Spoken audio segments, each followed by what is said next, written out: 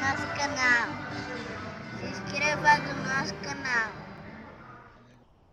Boa noite, Brasil. Boa noite, mundo. É um prazer ter toda essa audiência aqui, que a gente está percebendo hoje, transmitindo simultaneamente pelo Hangout do Google e também fazendo a primeira experiência via Facebook. A vocês todos do Facebook, meu nosso muito boa noite, sejam todos bem-vindos. Meu nome é Fernando Betete, eu sou diretor da Academia Laí Ribeiro, jornalista especializado na área da saúde. E é mais uma vez com grande prazer, com grande honra, que nós anunciamos aqui o nosso Hangout desta noite, onde o tema é vitamina D3, o hormônio esteroidal mais importante do corpo humano. Essa frase ela é impactante, e o Dr. Laí Ribeiro, que é o nosso convidado, ele vai explicar a importância e os detalhes dessa frase. A Academia Laí Ribeiro, com patrocínio exclusivo da Nutrigenes, suplementos nutricionais, promove, então, periodicamente, hangouts relacionados à área da saúde, qualidade de vida e bem-estar. Em média, a cada 45 dias, nós estamos aqui com vocês através da internet. Você já pode enviar a sua pergunta, embora nós já tenhamos aqui mais de 600 perguntas, mas mande a sua pergunta, se ela for realmente importante, o Dr. Laí Ribeiro vai respondê-la aqui. Perguntas diferentes sobre o tema vitamina D3, logicamente, nós não vamos selecionar. A partir de agora, então, pessoal, de todo o Brasil e do mundo, a Nutrigenes está com uma super promoção em todos os produtos relacionados à vitamina D. Você entra lá no site e o cupom vitamina 10, você já tem o seu desconto. Mas vamos para a parte que interessa, a nossa abertura oficial do Hangout aqui. Ouvir o Dr. Laí Ribeiro é sempre um privilégio, pois além de estar sempre na vanguarda, sua sabedoria e conhecimento são incomparáveis, com rara habilidade de comunicação, atualização e pesquisas constantes, proporciona a quem o ouve ou assiste o aprendizado que transforma vidas. Vamos relembrar então um pouco do currículo do Dr. Laí Ribeiro. Ele é médico, cardiologista e nutrólogo, autor de 38 livros, sendo eles 15 best-sellers, 26 deles são traduzidos para outros idiomas e estão disponíveis em mais de 40 países. É autor ainda de mais de 100 trabalhos científicos publicados em revistas médicas americanas indexadas. Viveu 17 anos nos Estados Unidos e trabalhou em 3 universidades locais: Harvard Medical School, Baylor College of Medicine e Thomas Jefferson University. Além disso, foi diretor médico da Merck Sharp & Dohme e diretor executivo, chegando à vice-presidência da Ciba Corporation, hoje laboratório Novartis. Atualmente trabalha em vários países da América do Sul, América Central, do Norte e na Europa, ministrando conferências e workshops sobre desenvolvimento pessoal e profissional, além de cursos voltados para médicos, na área de prevenção de doenças e modulação hormonal bioidêntica.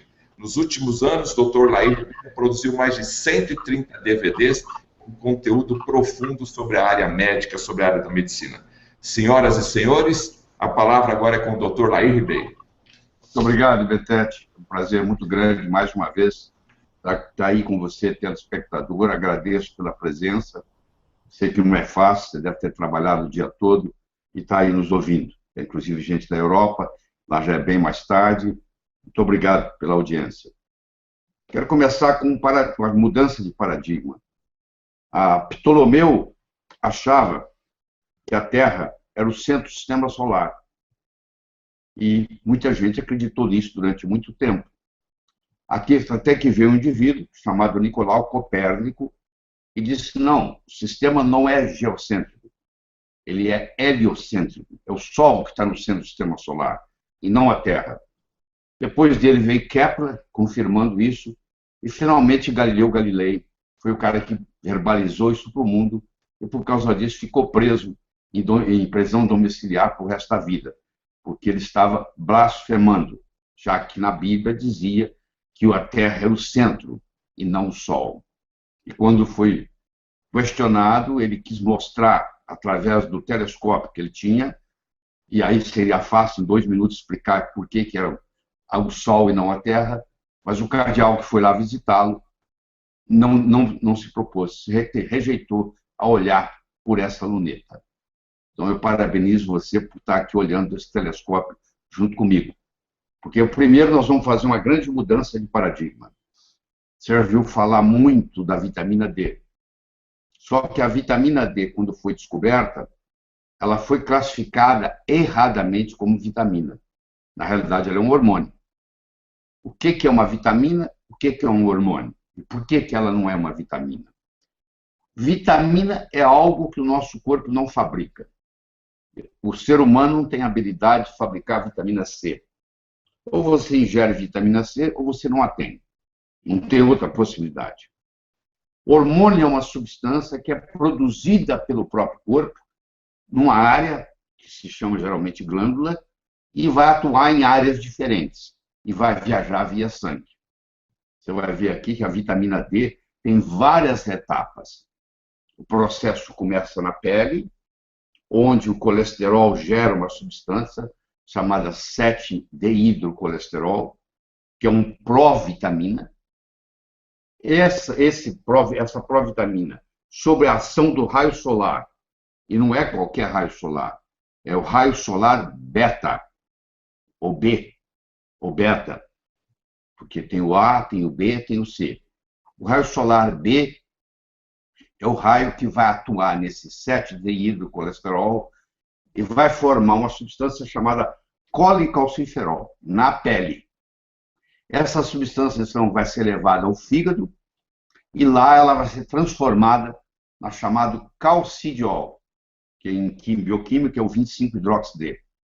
Ela, então, é levada aos rins e a outras partes do corpo, principalmente nos rins, ela é transformada em calcitriol.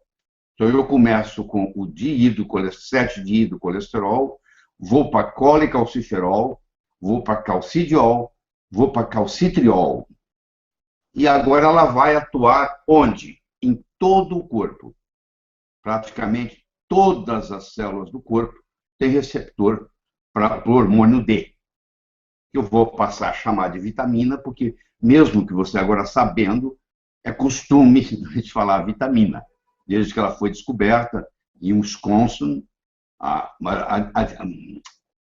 ideia de que ela existia começou em 1600, porque eles percebiam que pessoas que viviam em guetos das cidades, eles tinham as pernas tortas, porque uma criança que não recebe o raio do sol, ela não pode, não tem jeito de ela produzir vitamina D. E ela não produzindo a vitamina D, ela desenvolve uma doença chamada raquitismo. Então, quando os seres humanos começaram a se conglomerar em cidades, começou a aparecer. Quando morava no campo, não tinha esse processo, porque todo mundo tinha direito ao sol. Mas quando eles viviam em guetos e tinham pouca luminosidade onde eles viviam, as crianças começaram a entortar as pernas. E isso já em 1600 e pouco, alguém identificou isso como sendo raquitismo. E por muitos e muitos anos, até bem recentemente, o conceito médico que nós tínhamos é que vitamina D era boa para os ossos, ponto. Hoje nós sabemos que a vitamina D é um fator que mexe com muitos genes, um número enorme de genes são controlados pela vitamina D. Então, ela atua em inúmeras patologias. Ela tem um papel muito grande na prevenção e no tratamento do câncer, na prevenção e no tratamento de doenças cardiovasculares, na prevenção e tratamento de diabetes, tanto tipo 1 como tipo 2, na prevenção e tratamento de doenças autoimunes. Então, cada vez mais vai se descobrindo coisas a respeito disso. Se você olhar no PubMed, você vai ver que existe 44 mil artigos científicos sobre a vitamina D. Se você acha que isso aí não deve atuar nisso, você vai lá e atua. Ela não deve atuar na microbiota intestinal, você vai lá e atua. Então é impressionante o que está acontecendo. Então, se você falasse para você assim, vai ser lançado no mercado amanhã uma pílula milagrosa, pílula essa capaz de prevenir e tratar câncer, prevenir e tratar doenças autoimunes, prevenir e tratar infecções, e etc, etc, etc, etc, e que não tem nenhum efeito colateral importante, Você vai dizer, essa pílula é milagrosa. Eu digo, mas essa pílula já existe. E ela foi dada por nós, pela natureza, por Deus. É o Sol. Em 1903, o Dr. Finsen, dinamarquês, um fotobiologista, ganhou o Prêmio Nobel de Medicina por mostrar que o Sol curava. O Sol curava tuberculose, o Sol curava sífilis, o Sol curava psoríase. E foram criados os chamados solários. Então, uma pessoa tinha uma doença grave, ela tinha uma infecção grave, ela era levada para um hospital chamado solário, que era um lugar geralmente isolado, onde batia muito sol, e a pessoa ficava internada ali tomando banho de sol para se curar. Isso até 1928, quando foi descoberta a penicilina. Alexander Fleming descobriu e praticamente entrou no mercado mundial em 1940. Então, quando introduziu a insulina, o uso do sol como cura deixou de ter essa ênfase que eu estou falando. E bem mais tarde, por volta dos anos 50, 60, foi introduzido no mercado os filtros solares. E foi desenvolvido esse conceito, onde a maioria das pessoas tem o que se chama heliofobia. Não sei se é seu caso, mas a maioria tem medo do sol. Enquanto os nossos avós, o seu avô, a sua avó, o seu bisavô, ele não fazia uso de filtro solar, porque não tinha na época, e ele não ficava preocupado com o sol, não. Ele trabalhava no campo, a maioria das pessoas trabalhavam no campo, e não nas cidades, e eles ficavam no sol o dia inteiro. Aliás, nós ainda temos. Você pega um pescador lá em Fortaleza, que sai às 5 horas da manhã para pescar e volta às 4, 5 horas da tarde. Pesca o dia inteiro, 365 dias por ano, e está pescando lá há 15, 20 anos. Você acha que o pescador sai para pescar o dia inteiro no mar e leva filtro solar? Ele não sabe da existência disso. E ele também não está preocupado com tudo isso. Então, eu não quero dizer nem 8 nem 80. Eu não vou jogar o filtro solar fora, mas também eu não vou usá-lo abusivamente. Entendeu? Eu não vou dizer para você que você tem que ficar no sol o dia inteiro. Quando eu falo helioterapia, eu falo o uso inteligente do sol. Isso que nós precisamos ver. É como é que se usa de uma forma inteligente o sol. Porque quando nós usamos de uma forma inteligente o sol, nós vamos gerar vitamina D, isso vai baixar o colesterol, vai tratar a pressão alta, vai tratar a hipertensão, vai prevenir melanoma. Como? Tem inúmeros estudos mostrando que a pessoa que toma sol regularmente tem menos melanoma. Eles fizeram um estudo na Inglaterra, pelos Correios. Tem aquele funcionário do Correio que é o entregador de carta, que você conhece aqui no Brasil como carteiro, e tem aquele que faz o serviço burocrático e nunca sai de dentro dos Correios. Então, vamos ver quem tem mais melanoma. Então, deixa eu fazer um parênteses aqui. O melanoma é um câncer de pele raro. Menos de 10% dos cânceres de pele são constituídos por melanomas. Só que quase 90%, mais de 85%, quase 90% das mortes por câncer de pele é por melanoma. Então, eles fizeram um estudo nos Correios. Aquele carteiro que ficava no sol o dia inteiro entregando carta e aquele indivíduo que era burocrata ficava dentro dos Correios trabalhando. Quem tinha mais melanoma? Adivinha? Quem ficava dentro, trabalhando burocraticamente. Não aquele que está lá no sol, carregando a carta o dia inteiro. Fizeram um estudo em navios, em marinhas. Tem aquele marinheiro que trabalha no convés do navio e tem aquele que é cozinheiro, que trabalha no porão do navio. Quem manifesta mais melanoma? Aquele que trabalha em cima, lá tomando sol o dia inteiro? Ou aquele que fica lá na cozinha, lá no porão cozinhando? Quem fica lá no fundo cozinhando. Olha que coisa interessante. Então, aí começaram a estudar o seguinte, estudar a Terra. Onde tem mais câncer, onde tem menos câncer, onde tem mais doença, onde tem menos doença. Então, como você sabe, a Terra é redonda. E aqui no meio dela passa uma linha imaginária que se chama Equador. E quando vou tanto para o norte quanto para o sul, você pode afastar do Equador 90 graus. Aqui está o Polo Norte, aqui está o Polo Sul. Então, 90 graus. Então, aqui tem 0, 10, 20, 30, 40, até 90. Menos 10, menos 20, até 90. Quanto mais você se afasta do Equador, menos sol existe, porque o sol bate de uma forma inclinada, até chegar lá no Polo Norte ou até chegar lá no Polo Sul. E quanto mais se afasta do Equador, mais câncer existe, inclusive melanomas. Ou seja, quanto menos sol eu tomo, mais doenças eu tenho, mais pressão alta, mais colesterol alto, mais diabetes, mais o chamado SAD, SAD, que é a doença afetiva sazonal, que é a pessoa que entra, por exemplo, na Suécia, na Noruega, na Dinamarca, durante o inverno, a pessoa entra em depressão profunda, tem que ser tratada com luz artificial, por causa da falta da vitamina D. E por que você gripa na época do inverno? Você já parou para perguntar por que a maioria das vezes você gripa no inverno? A principal razão que você gripa no inverno, claro que as pessoas às vezes se juntam mais, facilita a propagação da virose. Mas a principal razão é que a produção da vitamina D oscila com a estação do ano. Quando você está no inverno, com a mudança do ângulo da Terra, você não produz a mesma quantidade de vitamina D3 que você produz quando está no pico do verão. Qual mês que você nasceu? Faz uma diferença muito grande, porque se a maior parte do período que você ficou no útero da sua mãe era um período de sol, de verão, você nasceu com mais saúde do que se a maior parte do tempo que você passou no útero da sua mãe era a época de inverno. Então, eles fizeram, por exemplo, pacientes que com 30 anos de idade desenvolveram esclerose múltipla. Fizeram um estudo retrospectivo para ver que mês que tinha nascido, isso nos Estados Unidos.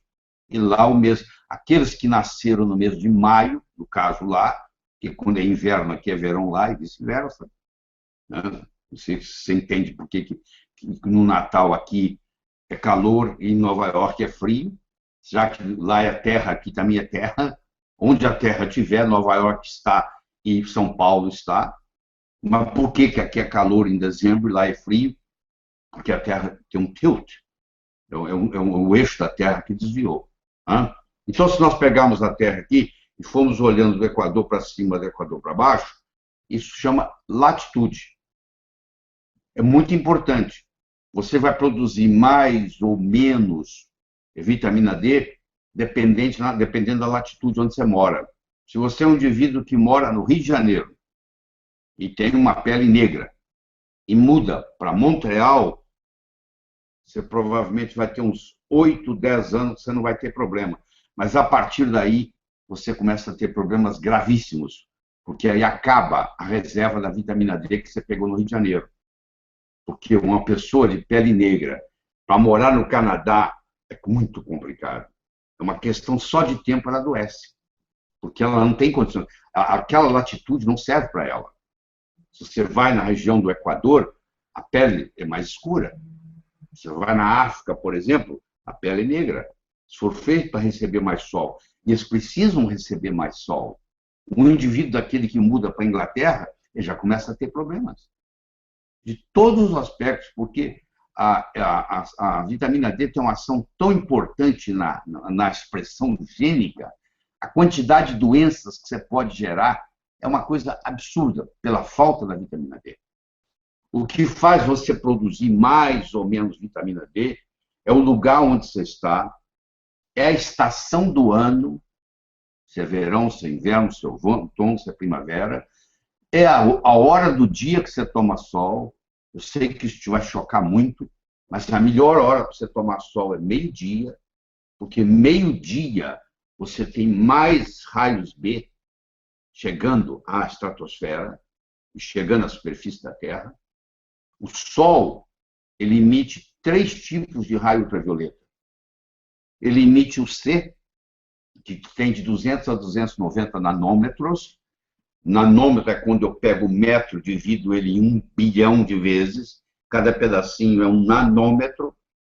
Então, entre 290 e 290 é o comprimento de onda do raio C. O raio ultravioleta C não atinge a superfície da Terra. Ele fica na estratosfera, lá existe uma camada de 30 e 35 quilômetros de ozônio que segura esse raio. Eu sei que a camada de ozônio vem sendo destruída aos poucos.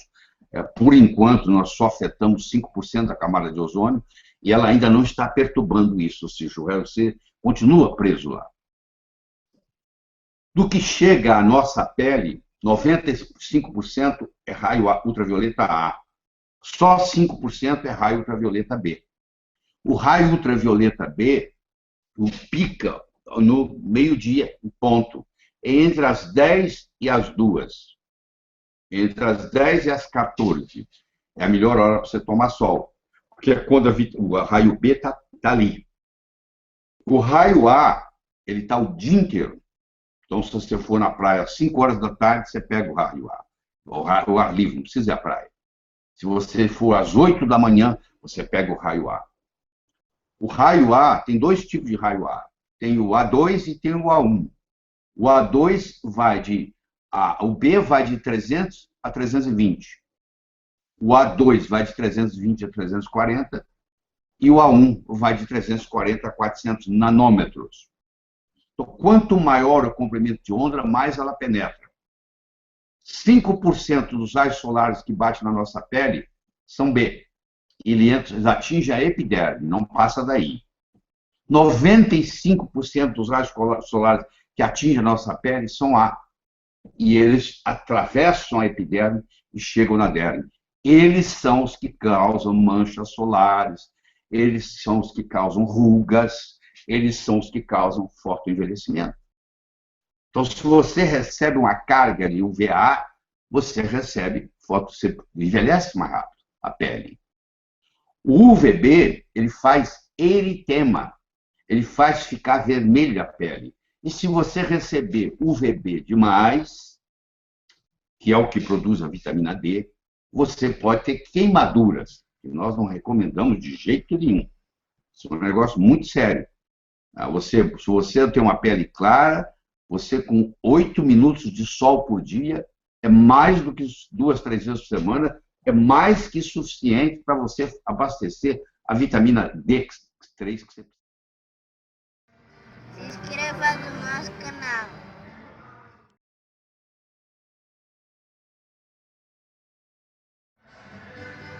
Se inscreva no nosso canal.